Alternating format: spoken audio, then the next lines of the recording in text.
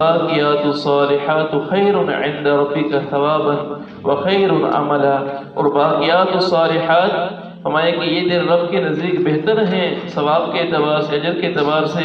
اور بہتر ہیں امید کے اعتبار سے۔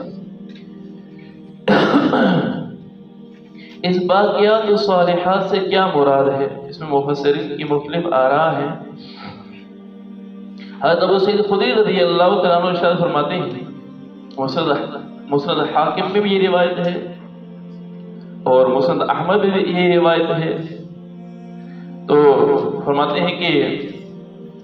حضرت ابو سعید خدری رضی اللہ تعالیٰ عنہ کہ رسول اللہ صلی اللہ علیہ وسلم نے ارشاد فرمایا کہ اپنے لیے آخرت میں ذخیرہ کرنے کے لیے باقیات الصالحات خوب جمع کیا کرو، ارشاد فرمایا۔ اس کا مفہوم صحابہ نے عرض کیا، یا رسول اللہ باقیات الصالحات سے کیا مراد ہے؟ باقیات صالحات اس سے کیا مراد ہے؟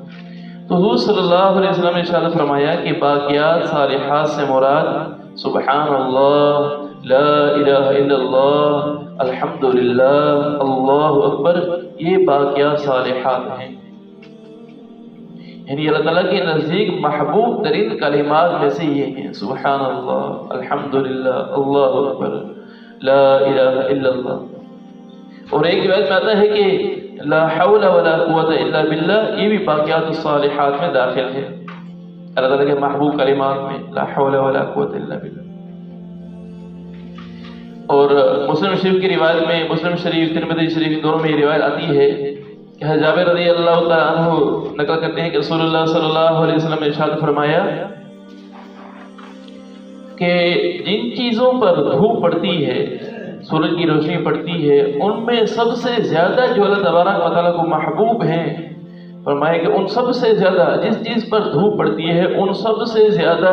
جو اللہ تعالیٰ کو محبوب ہے، ان کے مقابل میں سب سے زیادہ جو اللہ تعالیٰ کو محبوب ہے، فرمایا وہ یہ کلمات ہیں، سبحان اللہ والحمد للہ ولا الہ الا اللہ واللہ اکبر۔ فرمایا یہ کلمات اللہ تعالیٰ کے نزدیک محبوب ترین کلمات ہیں۔ یعنی جتنی چیزیں دنیا میں ہیں، سارا جہان میں جتنی بھی چیزیں ہیں، ان ساری چیزوں سے زیادہ محبوب کلمات اللہ تعالیٰ کے نزدیک یہ کلمات ہیں۔ تو اس لیے ان کی کثرت کرنی چاہیے، کثرت کرنی چاہیے۔ اور ایک روایت میں آتا ہے، ایک صحابی فرماتے ہیں کہ رسول اللہ صلی اللہ علیہ وسلم نے ارشاد فرمایا کہ جو آدمی پریشانی میں مبتلا رہتا ہو، غم میں مبتلا رہتا ہے، تو فرمایا کہ جو آدمی لا حول ولا قوت الا باللہ اس کی کثرت کرتا ہے، کثرت سے یہ پڑھتا رہتا ہے، فرمایا اللہ تبارک و تعالیٰ اس کی جہاں اور پریشانیوں کو ٹالیں گے، وہاں سب سے ادنا چیز یہ ہے کہ اللہ تبارک و تعالیٰ اس کے غم اور پریشانیوں کو ٹال دیں۔ اور بیماریاں تو اللہ تبارک و تعالیٰ ٹالیں گے، اور بیماریاں، دکھ، پریشانیاں وہ ٹالیں گے، دنیا کی جو غم ہے اللہ تبارک و تعالیٰ وہ بھی اس کی برکت سے، اس کلمات کے، اس کلمے کی برکت سے اللہ تبارک و تعالیٰ ٹال دیں گے، لا حول ولا قوت الا باللہ۔ اس لیے جو لوگ پریشانیوں میں مبتلا رہتے ہیں، پریشان رہتے ہیں، اکثر غم پہنچتے رہتے ہیں، تو لا حول ولا قوت الا باللہ اس کا اہتمام کریں تو اللہ تبارک و تعالیٰ کی پریشانیوں کو ٹال دیں۔ حضرت علی رضی اللہ عنہ فرماتے ہیں کہ باقیات الصالحات سے کیا مراد ہے؟ وہ فرماتے ہیں کہ باقیات الصالحات سے مراد آخرت کی زندگی ہے، اور دنیا کی زندگی سے مراد مال و دولت ہے، باقیات الصالحات۔ پھر باقیات الصالحات سے مراد، بعض نے تو یہ مراد لیا ہے کہ یہ کلمات مراد ہیں۔ حضرت ابن عباس رضی اللہ تعالیٰ عنہما فرماتے ہیں کہ اس سے سارے بھلائی کے کام مراد ہیں، باقیات الصالحات سے مراد۔ ہمارے اسی کے اندر نیک اولاد بھی آ جاتی ہے، اسی کے اندر نمازیں بھی آ جاتی ہیں، اسی کے اندر ذکر بھی ہے، تلاوت بھی ہے، یہ ساری چیزیں باقیات الصالحات میں سے شامل ہو جاتی ہیں۔ یعنی یہ جو چاہتا ہے کہ آخرت میں میرے پاس بہت زیادہ اعمال باقی ہوں، تو فرمائے کہ یہ ساری بھلائی کے کاموں میں یہ آدمی استعمال ہو، سارے بھلائی کے کام کرنے والا ہو، تو ان کا اہتمام کرنا چاہیے آدمی کو۔ اور حضرت عبید ابن عمر رضی اللہ تعالیٰ عنہما وہ فرماتے ہیں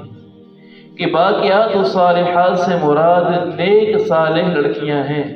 کسی آدمی کی بیٹیاں ہوں اس کو نیک صالح بنا دیں، فرمایا کہ یہ باقیات صالحات اس سے مراد یہ مراد ہے۔ جب انہوں نے یہ بات فرمائی ہے تو اس بات کی تائید حضرت عائشہ رضی اللہ تعالیٰ عنہ کی ایک روایت سے بھی ہوتی ہے۔ حضرت عائشہ رضی اللہ تعالیٰ عنہ فرماتی ہیں کہ رسول اللہ صلی اللہ علیہ وسلم نے ارشاد فرمایا کہ میں نے دیکھا کہ اللہ تبارک و تعالیٰ نے حضور صلی اللہ علیہ وسلم پر یہ معاملہ منکشف فرمایا کہ ایک آدمی کے بارے میں جہنم کا فیصلہ ہوا، ایک آدمی پر جہنم کا فیصلہ ہوا کہ اس آدمی کو جہنم میں لے جایا جائے۔ ہمارے کہ اللہ تبارک و تعالیٰ کے فرشتے اس کو پکڑ کر جہنم میں لے جا رہے تھے تو اس کی نیک صالح لڑکیاں آئیں اور آ کر باپ کو چمٹ گئیں اور رونا شروع کر دیا، چیخنا شروع کر دیا اور کہنا شروع کر دیا کہ یا اللہ، ہمارے والد نے ہماری تربیت میں کوئی کمی نہیں چھوڑی تھی، ہماری اچھی تربیت کی، ہمیں نیک صالح بنایا، ہمارے اوپر انہوں نے شفقت والا معاملہ کیا، مہربانی کا معاملہ کیا ہے، یا اللہ آپ ان کے ساتھ مہربانی کا معاملہ فرمائیے۔ اللہ تبارک و تعالیٰ نے ان کے اس کہنے کی وجہ سے ان کے والد کی مغفرت فرما دی۔ تو ہم اپنی اولاد کے بارے میں فکر کریں کہ دیکھیے دنیا کے اندر بھی فائدہ ہے نیک اولاد کا۔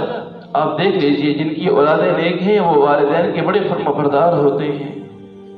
جو والدین اپنی اولاد کی آخرت کے بارے میں سوچتے ہیں تو وہ اولادیں اپنے والدین کی فرمانبردار ہوتی ہیں، ان کی خدمت گزار ہوتے ہیں۔ اور جو والدین اپنی اولاد کی صرف دنیا کے بارے میں سوچتے ہیں، ان کے آخرت کے بارے میں فکر نہیں کرتے ہیں، دنیا کی ان کو کاروباروں میں بھی لگا دیا، دنیا کی پڑھائیاں بھی کرا دی ہیں، نوکریوں میں بھی لگا دیا، تو دنیا کی ان کے اوپر مہربانی کی ہے، آخرت کے بارے میں کچھ تیار نہیں کیا، آخرت کے بارے میں کچھ ان کو فکر مند نہیں کیا ہے، تو یقین جانیے کہ والدین بیچارے خدمت کے لیے ترستے رہ جاتے ہیں۔ والدین بیچارے خدمت کے لیے ترستے رہ جاتے ہیں، چاہتے ہیں کہ ہماری اولاد ہماری خدمت کرے، ہمارا کوئی خدمت گزار ہو، لیکن چونکہ ان کے دلوں میں آخرت کا خوف ہے نہیں، دنیا کو سب کچھ سمجھا ہوا ہے، اس لیے دنیا کی دوڑ دھوپ ہے اور آخرت کی فکر نہ ہونے کی وجہ سے والدین کی خدمت نہیں کرتے۔ اس لیے ہم اپنی اولادوں پر اس بات کی فکر کریں، اس بات کی محنت کریں ان کے اوپر کہ وہ آخرت والے بن جائیں، اس سے وہ دنیا کی زندگی کے بارے میں بھی فکر مند ہوں گے اور آخرت کے بارے میں بھی سوچنے والے بنیں گے اور آخرت کے امور ہیں ان کو پورا کرنے والے بنیں گے۔ اللہ تبارک و تعالیٰ ان ساری باتوں پہ ہم سب کو عمل کی توفیق نصیب فرمائے۔ لا إله إلا الله محمد رسول الله، لا إله إلا الله محمد رسول الله۔